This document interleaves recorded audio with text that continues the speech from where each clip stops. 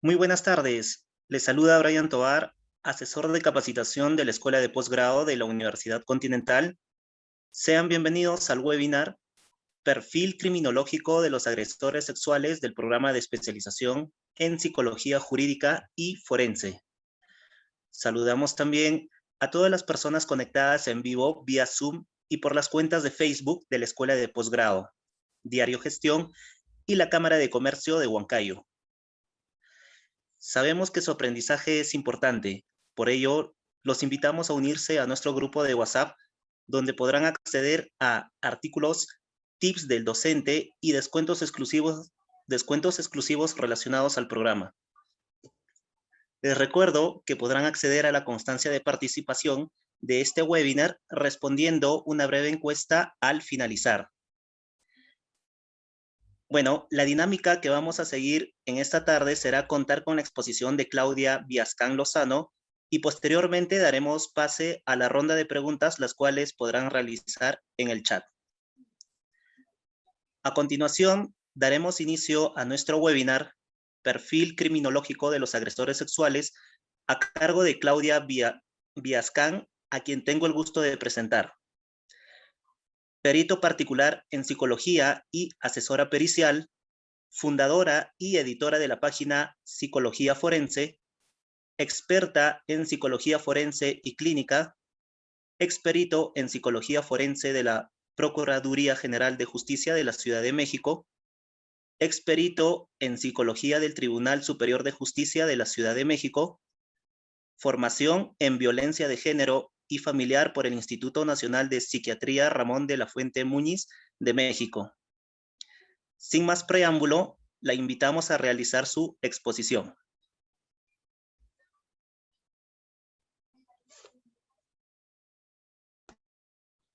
Muchas gracias, muy amables, ya no había prendido el micrófono. Agradecida con la invitación y la confianza, y bueno, me voy a permitir compartir la pantalla, ya aquí la tengo, para poderles explicar algunas cuestiones generales sobre la violencia sexual, ¿sí? Bueno, solo desde el enfoque y desde el enfoque criminológico y solo desde una de las dos partes que conforman este fenómeno tan complejo que es el agresor sexual, ¿no? El quien lo ejecuta. Al final me van a leer las preguntas, entonces yo voy a irme desarrollando en la presentación y unos 15 minutos antes ya me avisan para que puedan hacerme todas las preguntas que ustedes gusten. Bueno, muy bien, vamos a iniciar. Si todo está en orden, si no me mandan mensaje o me interrumpen de que no se ve o algo así. Bueno, entonces, como les decían, ya me presentaron. Aquí nada más les pongo nuevamente mi nombre. Soy psicóloga forense, estudié psicología, luego me especialicé en psicología forense y criminológica y aparte tengo una maestría en criminología. Yo desde que terminé la carrera me he dedicado ya hace 25 años a a la parte forense, ¿no? Los dictámenes. Y mi mayor especialidad son delitos sexuales, tanto en víctimas como en agresores. Bueno, y bueno, aquí hay algunos datos que yo les voy a compartir. Con todo gusto yo les entrego el material que voy a explicar el día de hoy, más bibliografía, libros, artículos que les podrán ser útiles para el tema que voy a explicar.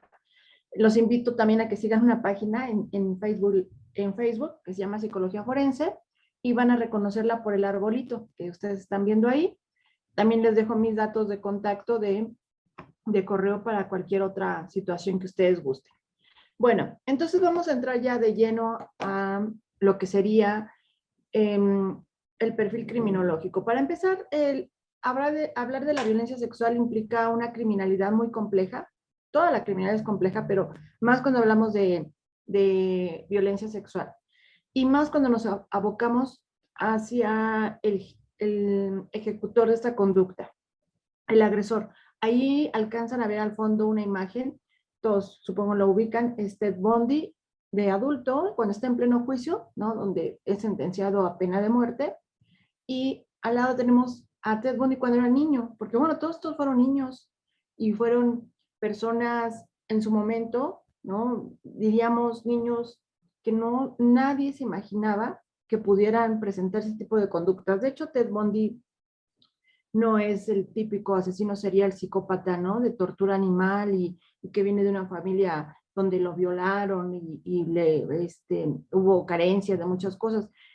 Su historia de vida es como cualquier otra persona, nada más que él es conocido a través del tiempo como uno de los peores agresores sexuales que han existido bajo la denominación de psicópata y de asesino serial.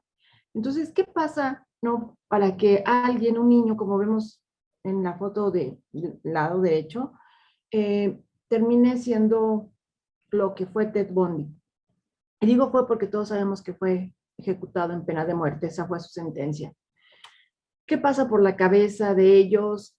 ¿Cómo podemos identificarlos? Sobre todo, ¿cómo podemos llegar a la prevención, a su tratamiento cuando se interviene en ellos? Bueno, hoy en día no todos son llevados a pena de muerte. Acá en México, desafortunadamente, tenemos bastantes y no tenemos la pena de muerte.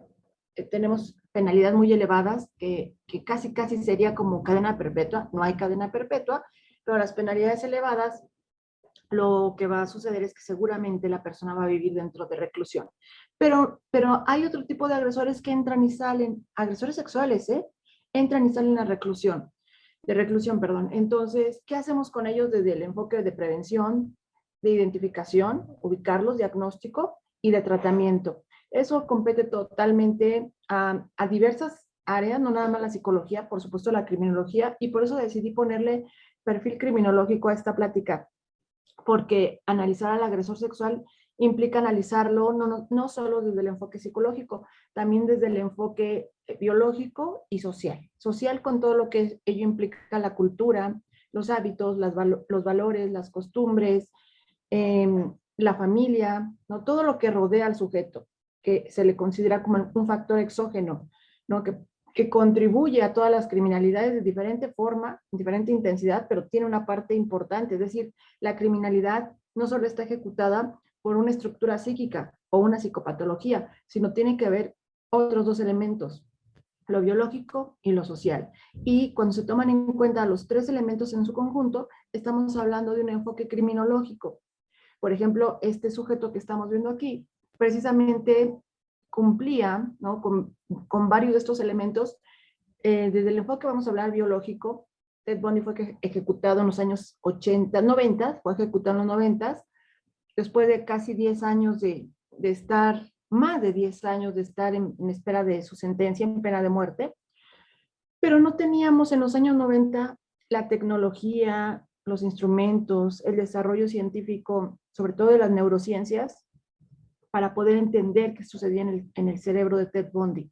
Hoy es muy diferente, pero clínicamente, es decir, a partir de su manifestación conductual, se puede inferir con gran probabilidad que él haya tenido estructuras cerebrales dañadas. En aquella época, la vida ha cambiado mucho, en muchos sentidos, en muy poco tiempo. En los años 90, sí, por supuesto, estaba la tomografía y estaban muchos de estos instrumentos para poder ver el cerebro de las personas, pero no como hoy. Y si querías analizarlo de una manera más exacta y profunda, tenés que esperar a que el sujeto muriera y, bueno, abrir y diseccionar y todo. Pero bueno, aquí nos enfrentamos a una circunstancia. Ted Bundy fue ejecutado con silla eléctrica. Y bueno, ustedes saben que en la silla eléctrica les ponen algo aquí en la cabeza donde va a pasar la energía, la electricidad, y entonces tu cerebro quedó bastante dañado y no hubo manera de corroborar esas teorías clínicas que eran altamente probables que presentara la parte biológica, como cuál, como daños en el lóbulo frontal, como menor densidad de masa encefálica, y eso implica una menor conectividad neuronal. Si tú tienes menor densidad en el lóbulo frontal, va a haber una mayor dificultad para introyectar normas y valores, para controlar tus impulsos. ¿Qué otra pudiera ser? También pudiéramos estar hablando de estructuras cerebrales internas como sistema límbico dañado, los niveles de los neurotransmisores, eran muchas cosas, ¿no? Entonces, tenemos la parte biológica, la parte psíquica de Ted Bundy. Tenemos un sujeto con un trastorno narcisista, un trastorno psicopático, con necrofilia, con sadismo, ¿no? Y déjenme ver, creo que nada más, no, voyeurismo también, fetichismo también, es decir, hay muchos elementos psíquicos que conforman esta personalidad psicopática, pero no es lo único.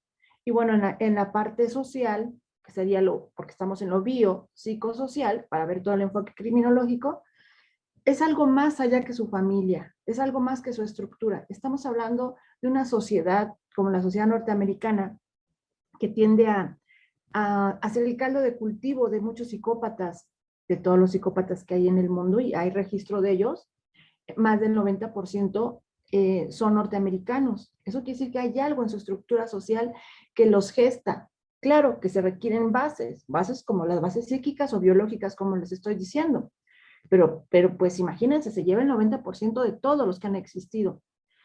Entonces, tratar de entender al agresor sexual implica verlo desde diferentes visiones y también entender que hay diferentes tipos de agresores. No solo hay un tipo. Y dependiendo del tipo, o sea, las características del sujeto, será la conducta que emita, ¿no? Entonces tenemos agresores de niños, agresores ya de mujeres adultas, agresores violadores seriales, agresores psicópatas, agresores incestuosos, agresores pedófilos. Todos estos nos van a dar, incluso agresores sexuales que no llegan a tocar literalmente ni un pelo a una víctima y que pueden causar un gran daño a través de la violencia sexual, como el hostigamiento sexual, como el acoso sexual o como la pornografía, o no, bueno, acá en México se llama corrupción de menores el delito, y la conducta que se castiga es cualquier conducta que se emita sobre un menor de edad o incapaz, ya sea incapaz físicamente o físicamente, y que esto le cause una alteración en su normal desarrollo de la personalidad o en su normal desarrollo psicosexual. Y entonces la conducta que se emite, por ejemplo, sería exhibir sus genitales o pedir que entre dos niños se toquen, dos niños pequeños, o pedir que el niño toque al adulto. Todo eso es considerado violencia sexual. Entonces vemos cómo las conductas son diversas y no todos los agresores sexuales van a emitir todas las conductas. Desde el enfoque de que estamos aquí analizando para poder cursar una especialidad en psicología forense y jurídica, implica conocer su etiología para poderlo identificar. Por ejemplo, voy a hablar una parte nada más de la dictaminación del agresor sexual. Si nosotros como psicólogos trabajando ya en la Procuración de Justicia nos dan intervención y lo que necesitan saber es si ese sujeto tiene o no características de un agresor sexual, esto implica que voy a buscar las características psíquicas, pero que también tengo que estar formada y tener conocimiento para poder identificar otras características como las biológicas y las sociales que pudieran estar incidiendo en ese sujeto. Y conocer que no es lo mismo valorar a un agresor sexual de niños, que no es pedófilo, porque no todos los agresores sexuales de niños son pedófilos, a un agresor sexual pedófilo, un agresor sexual de niños pedófilo, o a un agresor sexual incestuoso. Tienes tres agresores totalmente diferentes, donde sus víctimas son menores de edad, ajá, son niños, y que tienen no solo características psíquicas diferentes, sino también características, sobre todo del entorno, la cultura, los valores, la sociedad. El pedófilo requiere cierta estructura familiar y cultural muy específica para que surja su comportamiento pedófilo hacia aquí el incestuoso, perdón, el incestuoso solo va a cometer la violencia sexual hacia sus hijos, a ningún otro niño. Si este sujeto daña a sus hijos y a otros niños, entonces no es incestuoso, es un agresor sexual infantil, pero todavía necesito saber si ese agresor sexual infantil es pedófilo o no es pedófilo. Entonces sí conlleva una gran necesidad de formación y de eh, profundizar en la temática, desde cómo lo voy a entrevistar, qué pruebas les voy a aplicar, y para determinar esto, o ejercer esto, realizar esto, tienes que conocer la teoría, y la teoría es el fenómeno, es decir, cómo se está conformando este agresor sexual. Ahora, eso sería solo desde el enfoque de la psicología forense para hacer un dictamen, pero si lo que quieres es hacer prevención, eso ya traspasa la psicología forense y la podemos tener en diferentes áreas de la psicología jurídica, porque la psicología jurídica abarca la psicología forense, no es solo la única área de aplicación de la psicología en el ámbito jurídico. La forense, tenemos la criminal, la victimal, la penitenciaria, la militar, la policial, ¿no? Y todo eso se considera jurídica. Y bueno, y no se diga si es tratamiento penitenciario. De veras no tienen tratamiento, se ameritan pena de muerte, cadena perpetua. Es lo mismo un agresor sexual como este sujeto. Este sujeto que está aquí no era agresor sexual de menores de edad, excepto su última víctima, pero bueno, ahí ya se conjugan, ahí claramente vemos como un sujeto que se, se escapó 2 veces de la cárcel, se fugó. La segunda vez que se fuga, está tan desorganizado, tan, ¿cómo les diré? Mal, incluso emocionalmente, y está escapando porque lo están persiguiendo, lo están buscando, y es tanto su impulso y su deseo por seguir cometiendo estas conductas que en ese escape que lleva, que él estuvo, que no sé, si unas 3 semanas lo estuvieron persiguiendo, sin dormir, sin comer, bueno, mal dormir, mal comiendo, escondiéndose así por todos lados, pero se dio tiempo para violar a su última víctima y, bueno, en el orden que lo hizo. Matar, violar, ¿no? Porque aquí sí ya no hubo violación previa. En otros casos sí, en otra de sus víctimas. Aquí, y esa víctima específicamente tenía 12 años, pero fue una víctima de oportunidad que ya no cubría el perfil victimal. Entonces, ¿qué hacemos con ellos? ¿Pena de muerte? La pena de muerte aquí entre nos no ha disminuido la criminalidad en ninguno de los países donde se aplica. Y el problema de Latinoamérica y México creo que nos queda claro que es así, que hay muchas personas inocentes en la cárcel, que se construyen los delitos, es decir, no es quien la hizo, sino quien la paga, dar esta imagen de que se está haciendo justicia. Y bueno, pasaría lo que pasa en Estados Unidos y llevaría pena de muerte a las minorías, ¿no? A las personas que no tienen recursos económicos, culturales, con pertenecientes a grupos vulnerables. Entonces, no es la solución. La solución siempre va a ser la prevención, ¿no? Pero lo que prevengo a estos niños que están creciendo, porque estos niños que van a crecer, como en el caso de Ted Bundy cuando era niño, pues tengo que trabajar con el gran problemón que tengo ya ahorita, ¿no? En su investigación para ubicarlos y luego en su tratamiento, si es que la legislación va a permitir que salgan. Todos ustedes conocen el caso del colombiano, los 2 colombianos terribles que ha tenido Colombia es es Luis Alfredo Garavito y Pedro Alonso, ¿no? Y que la legislación en ese momento le permitió salir después de 16 años a Pedro Alonso, después de haber asesinado a más de 200 niñas, y que una vez que sale siguió matando. Nunca más lo volvieron a detener. Y entonces la legislación no logró detenerlo. Ahora, Luis Alfredo Garavito, él está en la cárcel y está por cumplir sentencia en Colombia. Y lo que se está haciendo es imputarle nuevas víctimas para darle una nueva sanción. Y siguen investigando y miren que lleva añísimos adentro. Es decir, hacer todo lo posible por mantenerlo alejado. Porque él ha de tener como unos 50 años ahorita y créanme que el paso que ha tenido por el sistema penitenciario no lo ha cambiado. Ah, eso sí, se hizo cristiano. Pero eso no tiene que ver, es una de las tácticas que muchos psicópatas utilizan, ¿no? Se portan súper bien dentro del sistema penitenciario, pero cuando salen, esperemos que Luis Alfredo Garavito no salga y que Colombia pueda tener esta posibilidad de retenerlo. Bueno, ya que ven todo este contexto, vamos a entender por qué es importante ubicarlos y la gran dificultad que hay para conocerlos.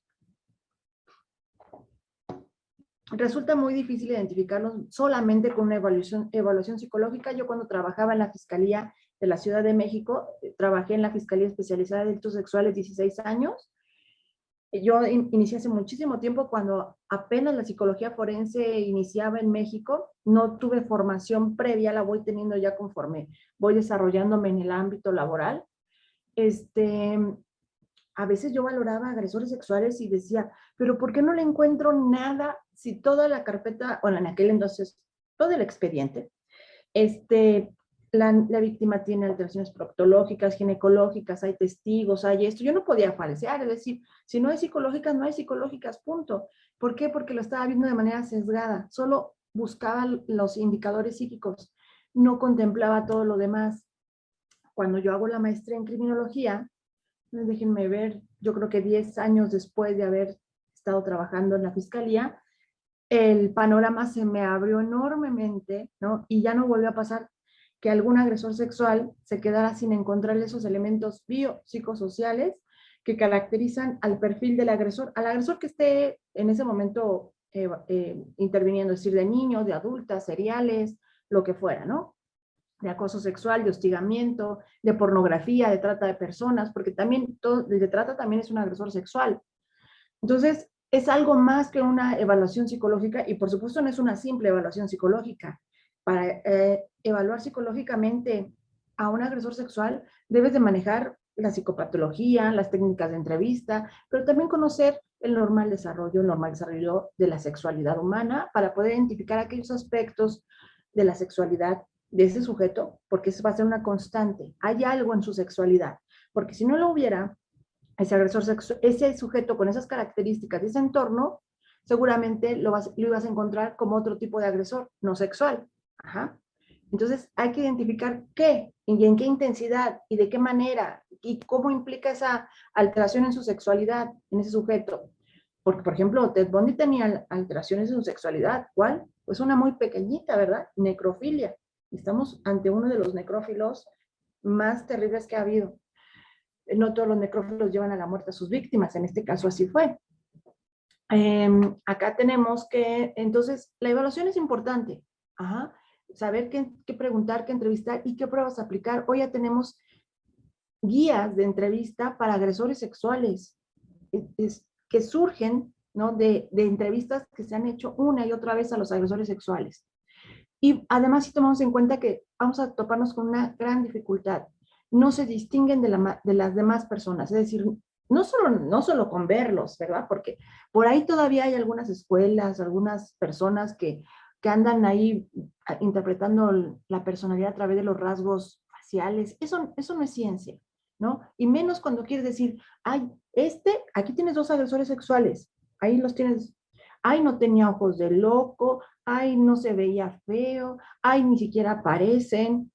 O sea, no nada más es en la apariencia, sino también en el estudio que haces de su vida o de todo su contexto, todo lo que sería la anamnesis, toda su historia de vida, pero también de todo el contexto en el que se da la violación, la agresión sexual que se le está imputando.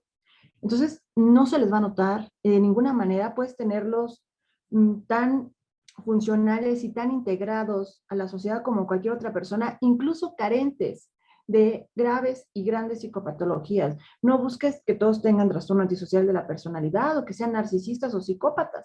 Algunos no tienen la misma personalidad que puede tener cualquier otra persona que no comete una violencia sexual. Entonces, esto vuelve más complicado su identificación. Y si a eso le sumamos que la mayoría de los estudios y la información que tenemos viene solo de las personas que están en reclusión, porque si no, entonces, ¿dónde los estudiamos? Díganme ustedes dónde hay un centro de rehabilitación, así como de drogas, que diga un agresor sexual o un potencial agresor sexual. ¿Saben qué? Quiero tratarme antes de hacerlo. No los tenemos en la clínica, ¿no? Como muchos otros de los fenómenos psíquicos que podemos analizar en la clínica. Los tenemos solo cuando llegan aquí. Y recuerden que los que llegan a sentencia, y no solo en México y en Latinoamérica, sino en el mundo, o sea, los que llegan ahí, solo llega uno de 100. De 100 delitos, de 100 agresores sexuales, solo se denuncian 10. Ya entonces se quedan acá 90 sin denuncia. No los conoces, no los puedes evaluar. Tienes 10. De esos 10 que denuncian, no todos van a tener sentencia condenatoria y no todos van a llegar a reclusión para su estudio. Entonces, los datos que tenemos, no es que no sean importantes, lo son, pero son pocos en comparación del universo y la diversidad de agresores sexuales que hay. Y se trata de hacer las mayores generalizaciones que se pueda con los pocos que llegan. A esto súmenle que la mayoría de estos agresores sexuales niegan sus hechos. Siempre, aunque esté sentencia condenatoria, lo van a negar siempre por las repercusiones que incluso tiene estar dentro de reclusión sentenciado por una violencia sexual. Ustedes saben que la mayoría de las prisiones, a ellos, los agresores sexuales, los agreden sexualmente, los castigan los mismos internos, porque hasta entre ellos hay como niveles, diciendo, seremos lo que sea, secuestradores, homicidas, narcotraficantes, pero violadores no, ¿no? Y menos de niños, y menos de mujeres, y entonces hay mucha violencia hacia ellos. Estos votos que están aquí las saqué de la... Estados Unidos tiene un registro de agresores sexuales abierto al público, donde tú sabes nombres, dirección y todo, y fotos. De ahí lo saqué, ¿no? Y vean la diversidad. Y por cierto, el chico que está ahí al lado de camisa naranja, que tiene 22 años, está en este registro de agresores sexuales porque tuvo relaciones sexuales voluntarias con una menor de edad, ¿no? Él, él tenía 22, recuerden que la minoría de edad en Estados Unidos es 21 y ella tenía 19. Y eso basta y sobra, para que él esté en ese registro de agresores sexuales.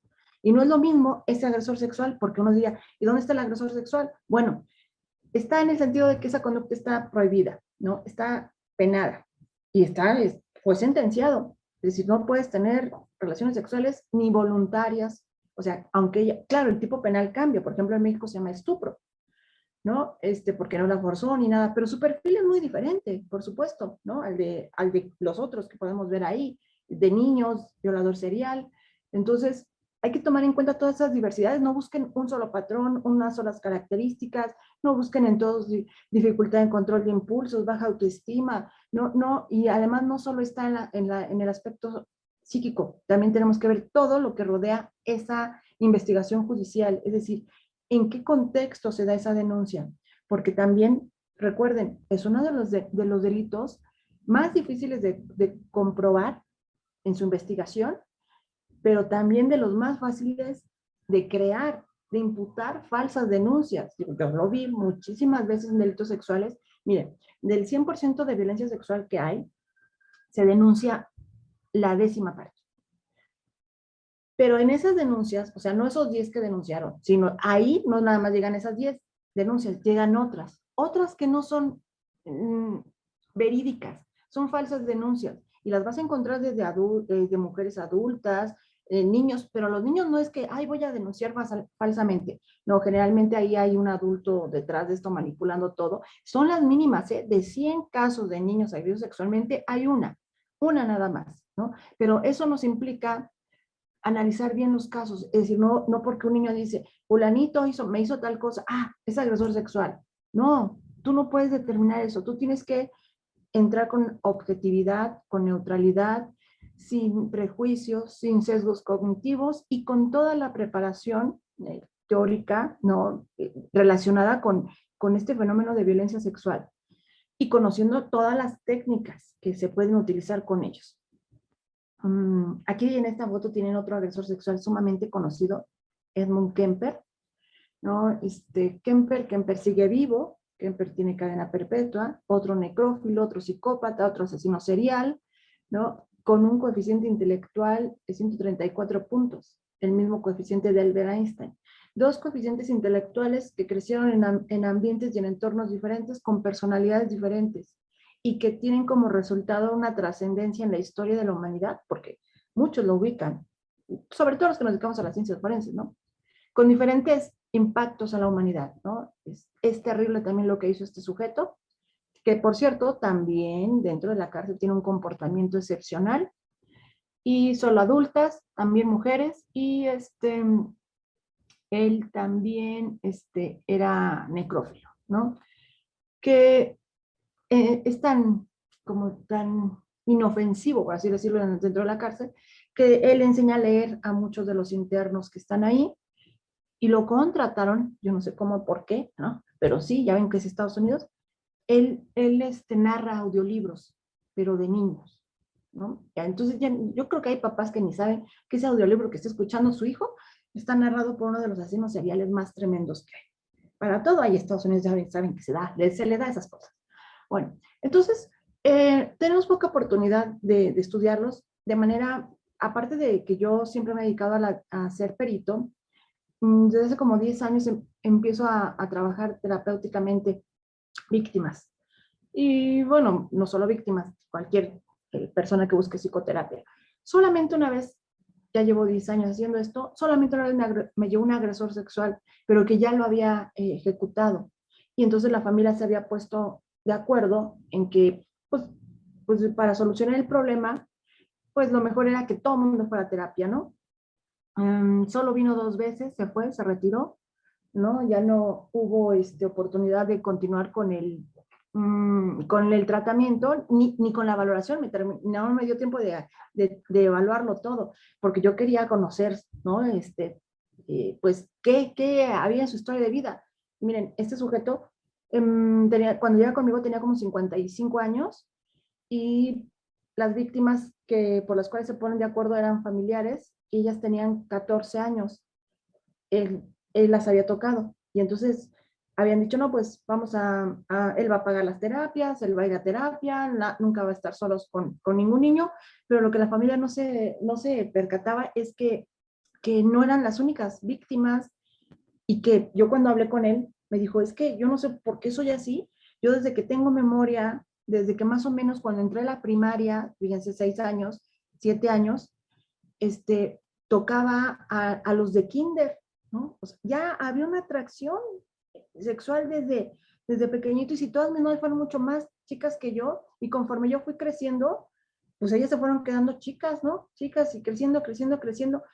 Con la esposa que se casa, ella siendo mayor de edad, 20 años, le llevaba 20 años. Claro, como ya no hay delito, ya tiene 20 años, ya no hay, pero está ese patrón consistente. Y él ni siquiera entendía por qué. Y en su historia de vida no había un antecedente de violencia sexual en su infancia, porque aparte a todo esto que le estoy explicando, súmenle que este desconocimiento está lleno de mitos, de falsas creencias como creer que todo agresor sexual fue abusado sexualmente en la infancia o que ser agredido sexualmente en la infancia te va a volver gay como si te convirtieras, ¿no? O que los agresores sexuales son unas personas que son hipersexuales y que no pueden contener ese impulso para poder controlar su sexualidad. Ahora, un agresor sexual puede tener cualquier trastorno de personalidad, trastorno mental, trastorno emocional, o puede no tenerlo. Vas a encontrar agresores sexuales en todas las categorías diagnósticas que existan, pero también los vas a encontrar sin ellas. Es decir, no busquen trastorno antisocial. De hecho, el trastorno antisocial de la personalidad, que todos conocemos cuáles son sus principales características, no es sinónimo de un agresor sexual, ¿eh? Y bueno, les estaba diciendo que presentan múltiples perfiles criminológicos, dependiendo de la conducta y algunos elementos que se les sumen. Miren, no es lo mismo los agresores sexuales menores de edad que los agresores sexuales adultos mayores. Ahí tienes que ver otro contexto totalmente diferente. No llegar a la adultez mayor te convierte en un agresor sexual de niños, pero es un factor importante que hay que considerar, esa decadencia en la sexualidad, en el poder, en el control, en la salud, que se le va a sumar a ciertos factores ya previamente establecidos, por supuesto psíquicos también, ¿no? El agresor sexual menor de edad, acá en México desafortunadamente, bueno, no sé ni cómo decirlo, pero la penalidad máxima que se le da a un menor de 18 años que comete delitos de 14 a 18 años, bueno, no son delitos, ellos cometen, ay, se me fue la palabra. Bueno, no le llaman delito, pero es lo mismo, se me fue la palabra, te lo digo. Son 5 años, la máxima. Entonces, si él tenía 17 años, 10 meses, y violó a una chica y luego la mató, lo máximo que va a estar en reclusión son 5 años. Bueno, privado de su libertad, porque no es lo mismo, no lo mandan al mismo lugar que los adultos. Entonces, hay que determinar o hay que conocer las diferentes etapas de desarrollo cronológico de los agresores sexuales. No es lo mismo un agresor sexual. Incluso no confundan agresores sexuales menores de 14 años. Es decir, un niño de 13 años no es un agresor sexual. En ese niño de 13 años que ya violó a un niño de 5 años o de 8 años, ni siquiera se le va a procesar penalmente, ¿no? Y ni se le tiene que etiquetar ni estigmatizar como un agresor sexual. Y ahí estamos ante conductas sexuales inapropiadas. Estamos muy a tiempo de intervenir. Y lo mismo con los de 14 a los 18 años. La edad, ¿a quién va dirigida la violencia? No es lo mismo hacia niños que hacia mujeres. Pero yo también siempre en mis pláticas incluyo los agresores sexuales, ¿no? Que tienen como víctimas a los animales, que es una parafilia, un trastorno parafílico. En México sí está protegido los animales contra esa conducta. está dentro de un tipo penal, no se llama tipo penal zoofilia, ¿no? Está dentro del tipo penal maltrato animal y entre las diversas conductas de maltrato incluye contacto sexual y conductas sexuales también, ¿no? Entonces, eso es un agresor sexual también. Entonces, ver hacia quién va dirigida la violencia.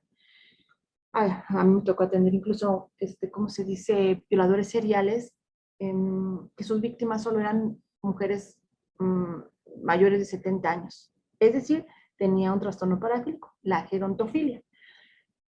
Todo eso hay que contemplarlo y por supuesto lo que les decía, qué está pasando en el contexto, en la vida de ese sujeto cuando emite esa conducta o cuando se le imputa esa conducta. Y vas a así entender de una manera más completa lo que es un agresor sexual. Ahora, vamos a ver algunas de las características criminológicas de los agresores sexuales. En general, porque puede ser que esté presente o no, vas a encontrar algunos de estos elementos. Antecedentes de malos tratos en la infancia. Bueno, esa es una característica de casi todos los que están en sistema penitenciario. Y no solo los que están ahí, de muchas otras personas, ¿no? Que ni siquiera están ahí, que tienen muchas otras cosas como depresión, ansiedad, lo que sea.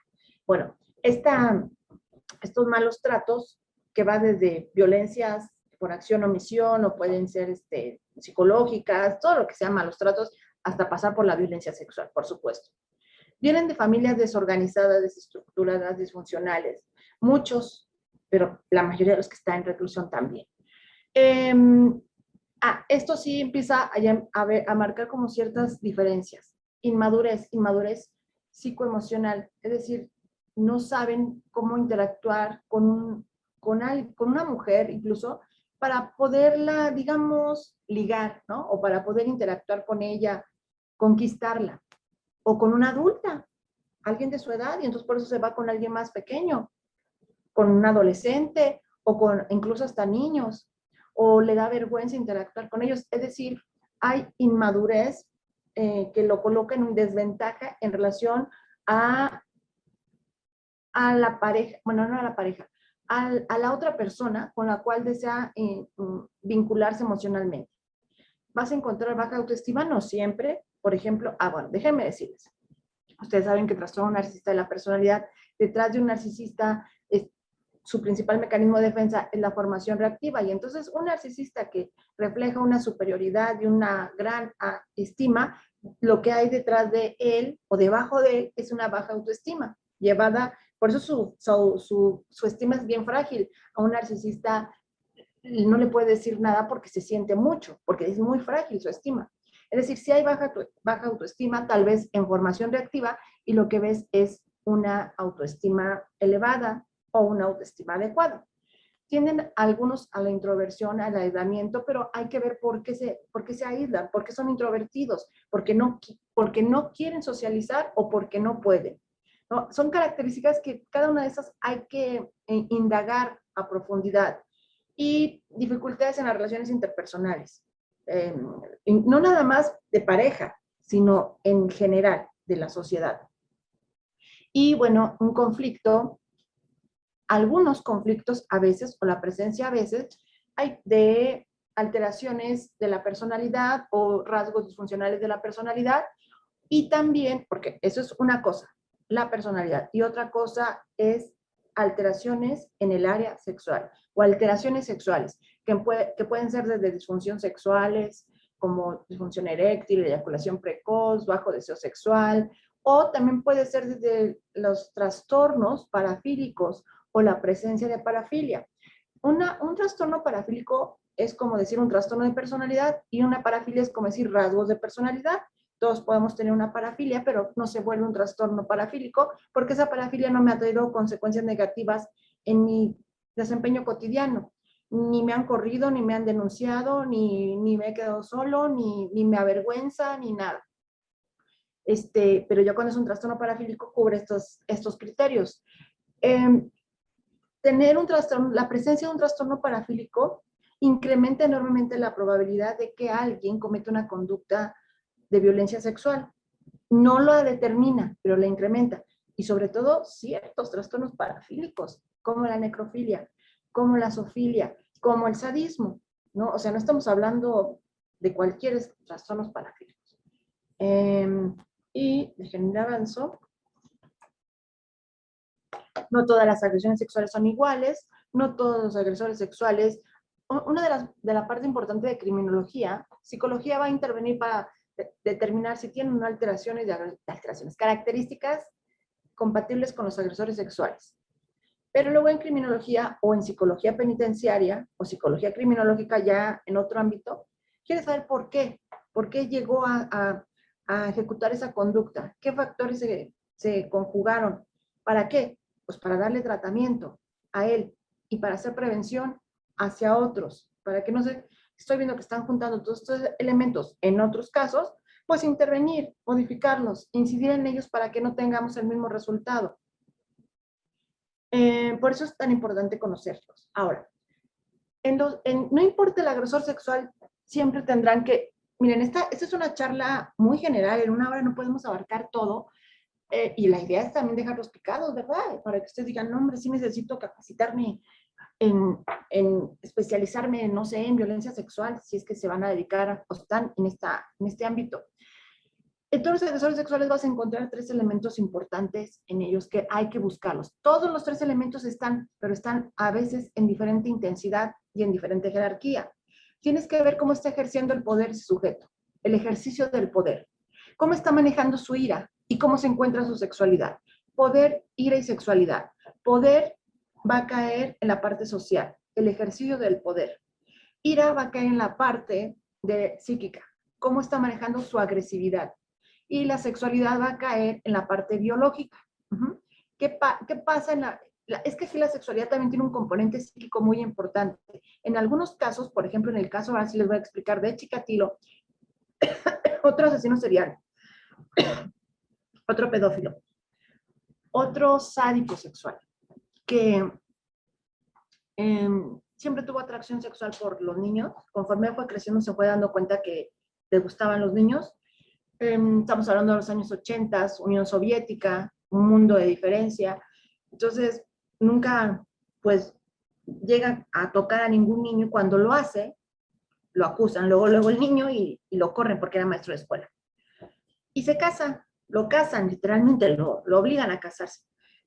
Chikatilo, pues, siempre fue pedófilo y no tenía la menor atracción sexual ni erótica hacia los adultos. Entonces, cuando llegaba a tener relaciones sexuales, pues muy obligado por la esposa, tenía disfunción eréctil, no podía tener erección, tenía eyaculación precoz y la esposa reaccionaba pues con mucha frustración y con mucha agresividad y burla y lo humillaba más de lo que ya toda la vida lo había humillado al mundo. Y entonces, esa fragilidad en la estima que le da el no tener una potencia sexual como la mayoría de los hombres, la cubría o la compensaba cuando violentaba sexualmente a los niños. Cosas terribles que les hacía a los niños. Entonces vas a ver, tienes que buscar, vean, lo biológico, lo psicológico y lo social y ver cómo se está manifestando el poder, la ira y la sexualidad en ese sujeto. Las valoraciones de violencia sexual sí tienen que ser de los agresores a mucha profundidad en el área sexual. Preguntar cosas tan detalladas como el tamaño del pene. ¿De qué tamaño tiene el pene? La mayoría de las personas te va a decir, normal, ¿no? Bueno, me podría decir, ¿normal a qué se refiere? Entonces, normal, micropene. ¿Y por qué? ¿Cómo lo sabes? Porque ya viste el examen andrológico que le hicieron y ahí la doctora lo refiere y porque la víctima lo dijo en su declaración, porque la información que nos da la víctima es valiosísima para poder conocer también a los agresores. Entonces, se tiene que entrevistar de una manera muy profunda. Bueno, y antes de continuar, no sé, les decía que es muy poco tiempo. Si me pudieran dar 5 minutos más para explicarles y ya al 10 para las 6 empiezan con las preguntas, ¿sí se podría? Sí, profesora, no hay ningún inconveniente. Ok, entonces, tenemos tres modelos. Hoy solo voy a hablar de un agresor sexual. No voy a poder hablar de cuál, del violador serial. Y fíjense que de ahí del violador serial se subdivide en tres tipos, ¿no? Y este violador serial es el que más conocimiento tenemos porque es el que más se va a denunciar en las fiscalías, bueno, en las procuradurías. Aquel sujeto que tiene varias víctimas. Les decía que estos elementos que están aquí, voy a regresar tantito, los vas a buscar en todo agresor sexual. Y los violadores seriales, no es la excepción. Violador serial significa que tiene varias víctimas con el mismo modus operandi o con las mismas características victimales, la misma tipología victimal. Vas a encontrar también esto, pero en diferente intensidad. La sexualidad en diferente intensidad, el ejercicio de poder en diferente intensidad o la ira. Entonces, estos tres elementos es, uno, no abrí bien ahí, violación por ira. Es decir, aquí vas a encontrar un sujeto que tiene más ira que otra cosa. Es decir, la agresión sexual implica una descarga de ese enojo, de esa ira. Y así como hay personas que cuando se enojan dan puñetazos a la pared, destrozan cosas, o andan bien agresivos y buscan pleito y se agarran a trancazos con alguien, ese sujeto lo que va a hacer es buscar una víctima para descargar esa ira, y no es sádico, no es sádico, porque esa ira no le da placer, sino para descargar esa ira, pero a través de la sexualidad. En lugar de agarrarla a puñetazos, la va a violentar sexualmente. Y mucho de esto también les aconsejo enormemente que tomen cursos o diplomados sobre victimología, sobre psicopatología, sobre entrevista, en criminología, para poder abarcar todo esto que les estoy diciendo. Toda esta información nos viene de las víctimas, miren. ¿Por qué? Por ejemplo, la víctima me dice, cuando la entrevistas, o sea, te dice, un sujeto me agarró en la calle y me hizo esto y esto y esto, y estás buscando una aguja en un pajar. Ellas dicen que ella no puso resistencia y él le pegó muchísimo. Yo no diría, ay, es que es sádico, le pegó para excitarse, pero vean la información que nos da más adelante. Él no solo va a ser agresivo físicamente, sino también verbalmente. La va a insultar mucho, la va a humillar, y no lo hace porque se excite, sino porque tiene un coraje como si ella le hubiera hecho algo, como si la odiara, ¿no? Y nunca en su vida la ha visto.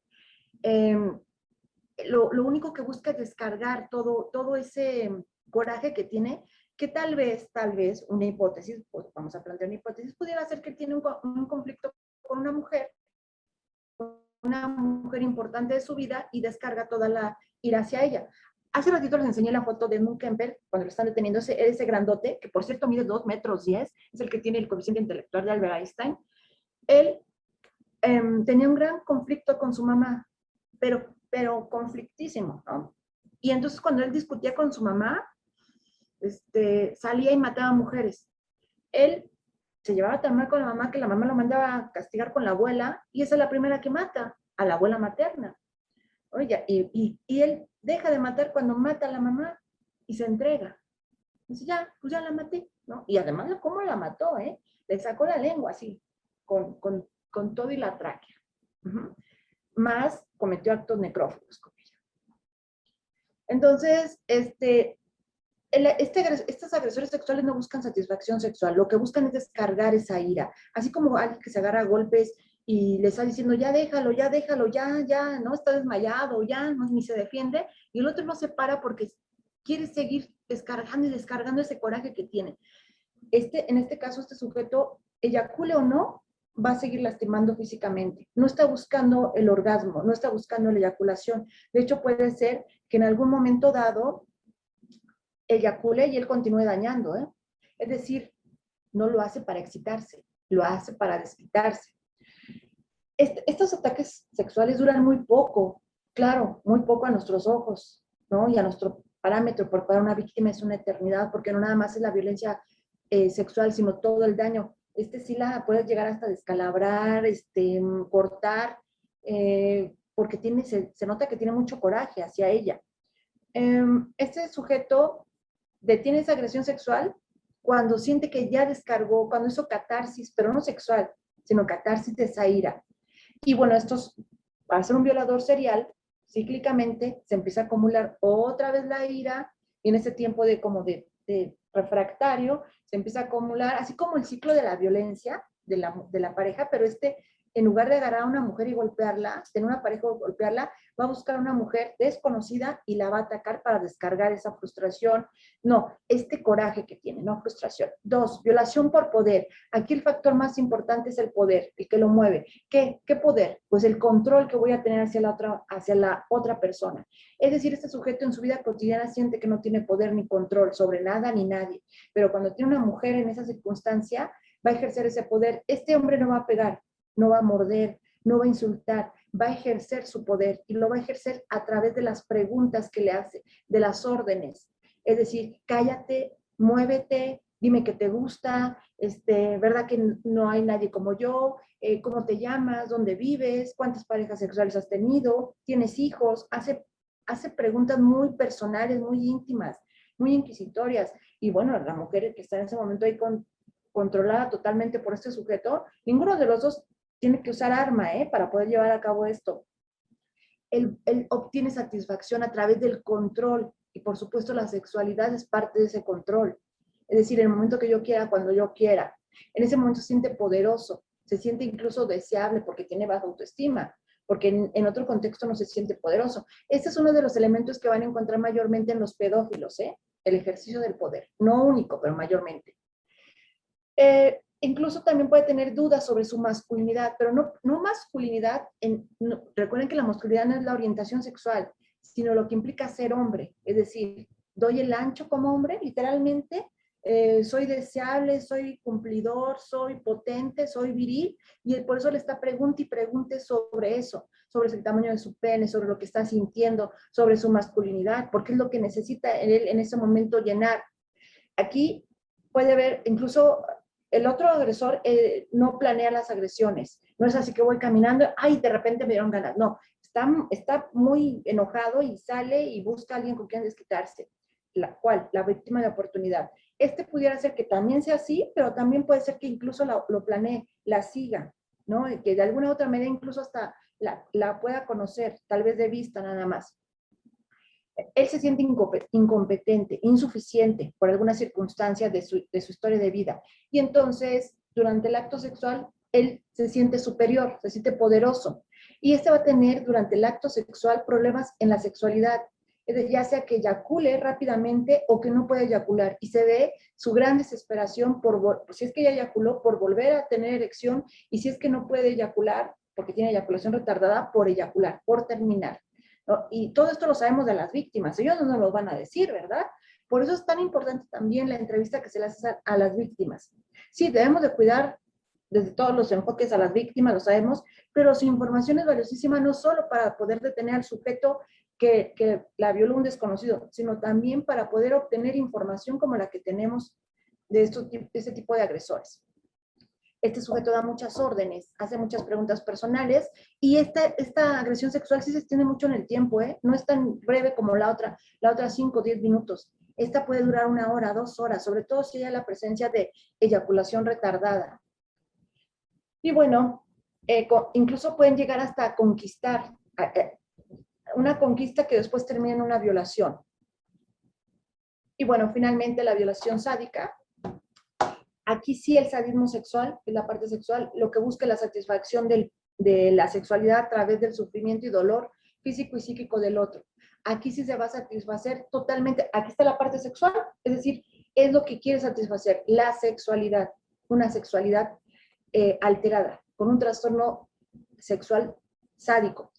Entre más sufra la víctima, más placer va a tener este sujeto. Es decir, hay una fusión entre violencia y sexualidad. Generalmente estas agresiones sexuales van a tener tortura, conductas ritualistas, víctimas simbólicas, incluso pueden llevar a la muerte a sus víctimas. Ahí tienen la foto de 2 sádicos sexuales, terribles, terribles. Ella sigue encerrada con cadena perpetua, él también le dan cadena perpetua, pero él muere al año de que lo detienen. Él tenía 65 años, ella tenía 45 años. 1 año estuvieron juntos de novios, dijeron tal para cual, ¿no? Los 2 sádicos sexuales, de aquí somos. Él, David Parker Ray, desde los 20 años fue un violador serial. Cuando ya está grande, ya no tiene las mismas estrategias, fuerza y todo, se hace novio de ella y le cuenta, y entonces entre los dos modifican, ahora ya empiezan a matar víctimas. Antes él no mataba víctimas, pero las violaciones que cometía, que fueron muchísimas, fueron de sumo sadismo. Bueno, entonces el sadismo implica que no puede satisfacerse si no hay un dolor, ¿no? No hay excitación si no hay dolor de la víctima. Incluso puede llegar a mutilar el cuerpo o llegar a matar a la víctima. Y también aquí van a usar objetos para poder llegar para hacer sufrir a las víctimas y tener más placer. Botellas, objetos, ¿no? Estas son fotos que están en internet, yo le puse ahí el sombreado y son las víctimas de estos sujetos que les dije. Fotos que ellos tomaban y que luego veían para tener relaciones sexuales en su casa. A ellos les llaman los asesinos de la caja de juguetes, esa es su caja de juguetes, un tráiler. Y no solo les tomaban fotos, también las grababan en cassettes, en audio, y también ponían el audio cuando ellos tenían relaciones sexuales, porque ya habían matado a la víctima y bueno, en lo que agarraban otra, ellos satisfacían esa parte, ¿no? Aquí está su caja de juguetes, todos estos son fotos reales, había fotos de las víctimas, todos esos instrumentos eran para torturar. Aquí está en juicio, y él muere de un infarto en la cárcel. Y tenía su croquis, ¿no? Y bueno, las víctimas sufrían un terror tremendo, no solo psicológico, sino una tortura terrible, antes de que su cuerpo literalmente se agotara de tanta tortura que le hacían. Bueno, eso sería todo. No, por más que quiero ser breve, no puedo. Y bueno, es un tema muy complejo. Ahora sí, si gustan las preguntas, por favor. Muchas gracias, Claudia, por su contribución en este importante tema. A continuación pasaremos a leer la serie de preguntas de nuestros participantes. Sí, claro. A ver, Jennifer Díaz Ramos nos pregunta, ¿cómo diferenciar a un agresor sexual no pedófilo de uno que sí es pedófilo? Ok. Un pedófilo jamás va a tener relaciones sexuales con adultas. Y tienes a hombres que tienen una relación sexual con adultas o que tienen una vida sexual y la van alternando por periodos con niños. Y un pedófilo no le atraen para nada los adultos, ¿no? Es como el homosexual, ¿no? No le atraen para nada el sexo opuesto, solamente del mismo sexo. Sabemos que hay también bisexualidad, pero eso es otra cosa. Así es como los vamos a distinguir en su historia de vida. Muchas gracias, muchas gracias. Muy bien. Dustin nos pregunta, ¿cuál es el nivel de influencia, la adicción a la pornografía en los agresores sexuales? No hay una diferencia. Ese es fíjate, un gran mito de los que se piensa que la mayoría de ellos son adictos a la pornografía. Pero la pornografía sí es un elemento sociocultural importante, porque recuerden que es muchos granitos de arena que se van sumando a los agresores sexuales. Y la pornografía, al cosificar a la mujer y al ponerla en una posición subordinada, contribuye, ¿no?, a que ciertos sujetos con otros elementos mucho más importantes se vayan sumando para finalmente ejercer una conducta de violencia sexual. Pero ni ver pornografía, como lo decía Ted Bundy, ay, la pornografía me volvió lo que soy. No lo es. Lo que sí es que la pornografía contribuye a gestar, a generar una violencia hacia la mujer. En general, no nada más hacia la sexualidad, ¿eh? Muy bien. Ángela nos pregunta, ¿cómo se puede evaluar la efebofilia? Ok. Efebos es la atracción sexual por menores de edad, pero ya con desarrollo físico. Porque los pedófilos solo le van a atraer los prepúberes, los que tienen cuerpo de niños. Y los efebofílicos, efebos es adolescente, les gustan lo que se conoce como lolitas, ¿no? Que ya se ven desarrolladas, pero siguen siendo menor de edad. ¿Cómo se evalúan? Igual que cualquier otro agresor, ¿no? Con todo lo que acabo de decir. Tomando en cuenta también hacia quién va dirigida, pues, su violencia, en este caso adolescentes. Y ahí sí lo vas a encontrar subdivididos en heterosexuales y en homosexuales. Los homosexuales efebofílicos se van a ir sobre niños y los heterosexuales sobre niñas. Oigan, el 90% de los agresores sexuales son heterosexuales, porque también se piensa que todo homosexual se va a volver un agresor sexual. No es así.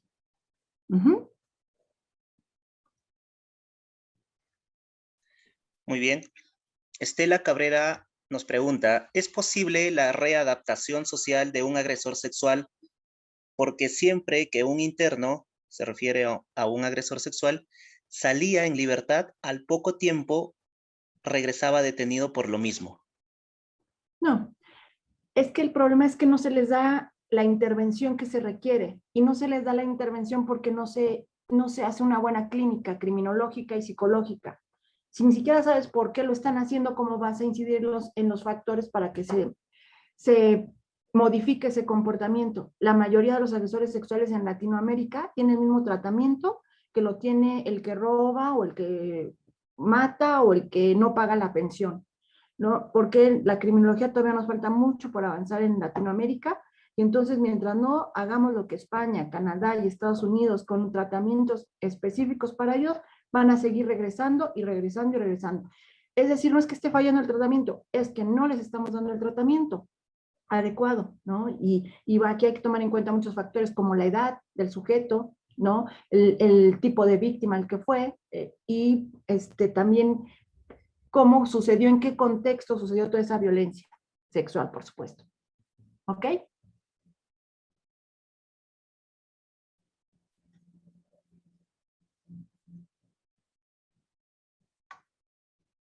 ¿Alguna otra?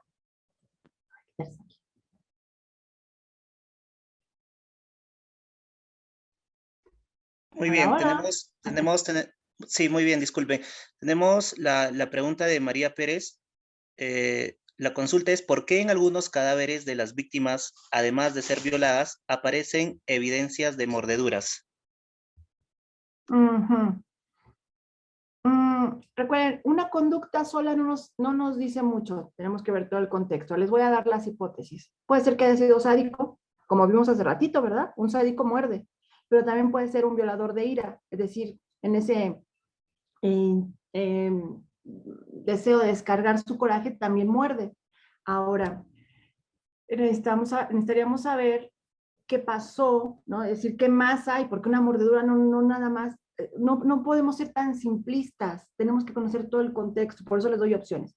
O era un sádico, o era un tipo como los que les dije, de donde iba a descargar su agresividad. Tenemos que saber muchísimo más para poder dar una opinión bien. ¿Algo más? Sí, tenemos la pregunta de Roberto Enrique. La consulta es, ¿la pedofilia se da únicamente en los hombres? No, también hay mujeres pedófilas y también hay agresoras sexuales. Son las menos. Miren, de toda la criminalidad que hay en el mundo, de todos los delitos en el mundo, el 90% está cometida por hombres. Cuando ya nos vamos a la criminalidad sexual, el 99% está cometida por hombres. Y entonces eso también nos habla de un factor cultural bien importante. Sí las hay, y sí delinquen también, desde un enfoque una conducta de violencia sexual.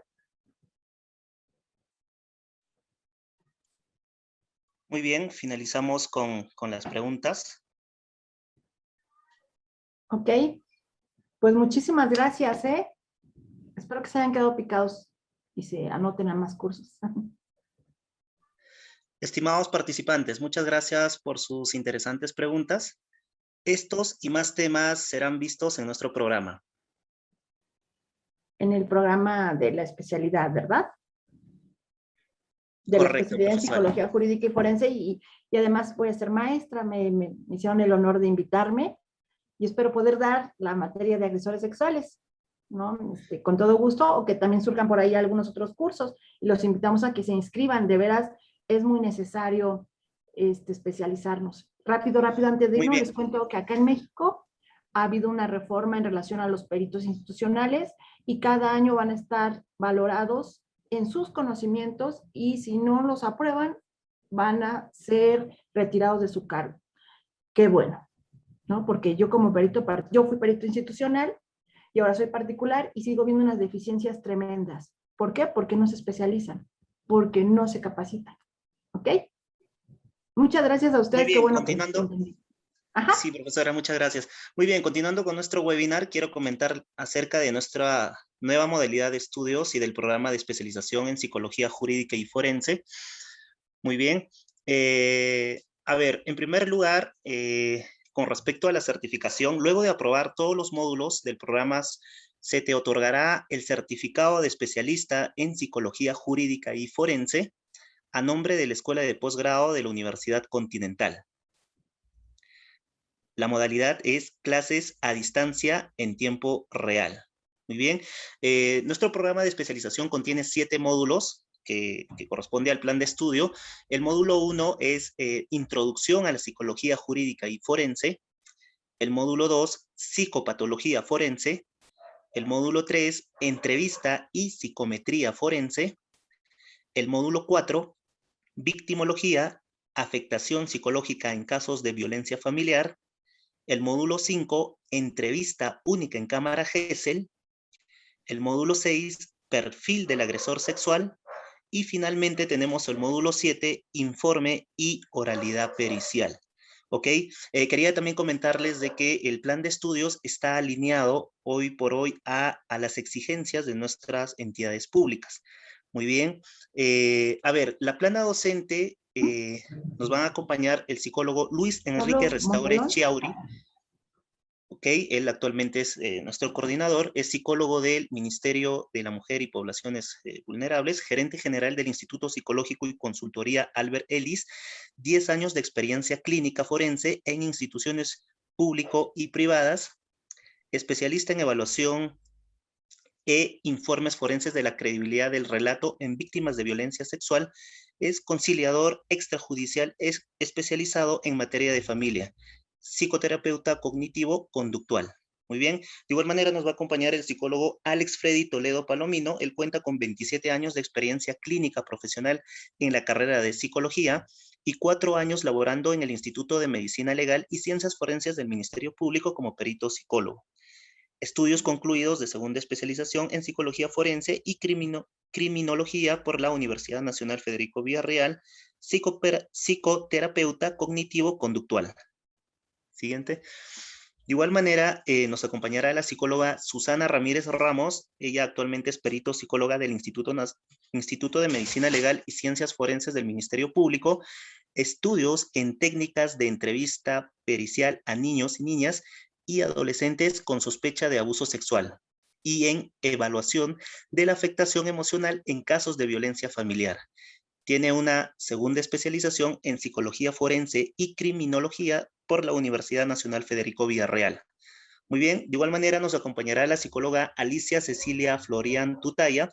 Ella tiene de experiencia de 13 años en el ámbito jurídico forense como perito psicólogo en el Instituto de Medicina Legal, formación académica en temas de violencia familiar, delitos contra la libertad sexual, evaluación forense, valoración del daño psíquico, evaluación a adolescentes infractores y entrevista única en cámara Gesell. Es psicóloga por la Universidad Nacional Federico Villarreal. Siguiente. Muy bien, consulta con nuestro asesor el descuento al que puedes acceder. Tenemos un 10% de descuento corporativo. ¿Ok? Ahí, bueno, los participantes pueden hacer consultas si su empresa tiene un convenio institucional con nuestra Universidad Continental.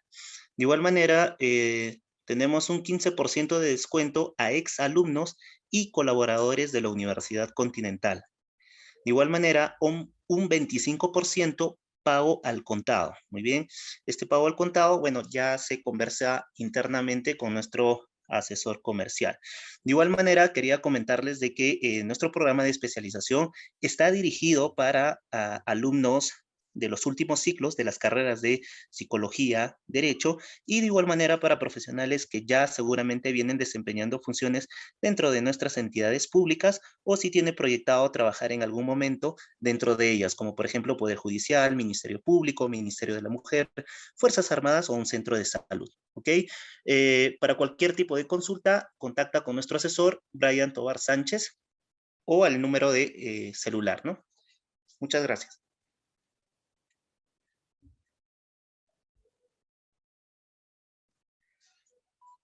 Estimada profesora, la invito Hola. a dar sus últimas palabras para finalizar el evento.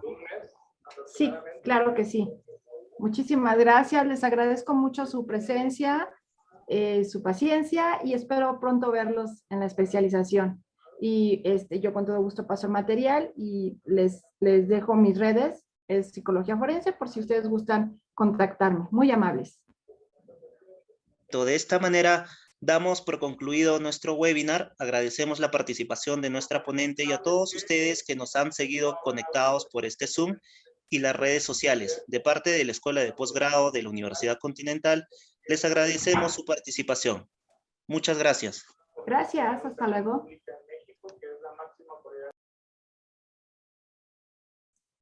Adicional a ello, estimados participantes, la entrega de la constancia se realizará en 30 días posterior al webinar. Estamos compartiendo el enlace por el chat. Muchas gracias por su participación. Muy buenas noches.